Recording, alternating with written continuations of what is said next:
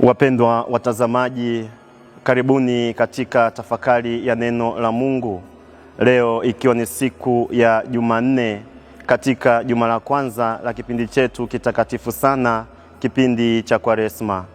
Masomo yetu leo hii tutasikia somo kutoka kitabu cha nabii Isaya sura 55 aya 10 hadi ya 11.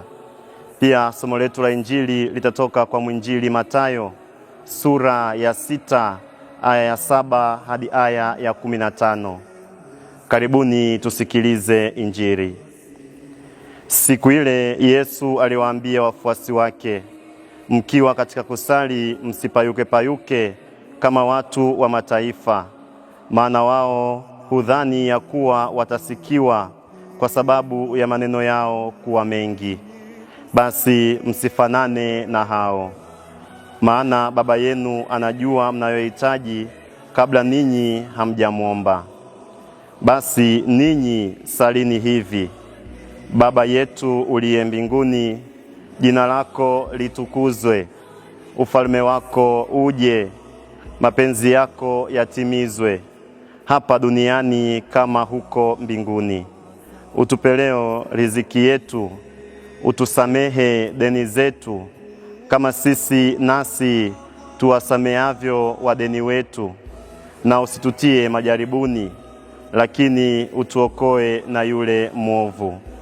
Kwa maana mkiwasamehe watu makosa yao, na Baba yenu wa mbinguni atawasamehe ninyi, bali msipowasamehe watu makosa yao, wala Baba yenu hatawasamehe ninyi makosa yenu.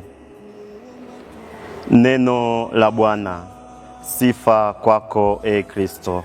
Wapendwa katika Kristo, tupo bado katika kipindi chetu cha Kwaresma ambacho bado tuko mwanzoni, tukiwa bado tunaendelea kuziishi vema zile nguzo za kipindi hiki cha Kwaresma, nguzo za imani, ambazo basi katika nguzo hizo moja ni kusali.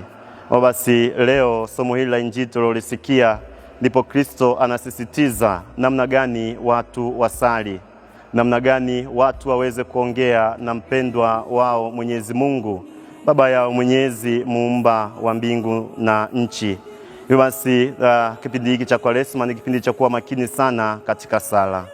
Wapo watu wanaodhani ya kuwa kusali kwa sauti au kusali sala ndefu zenye maneno mengi, hivyo basi sala zao zitasikika kwa urahisi sana na Mwenyezi Mungu.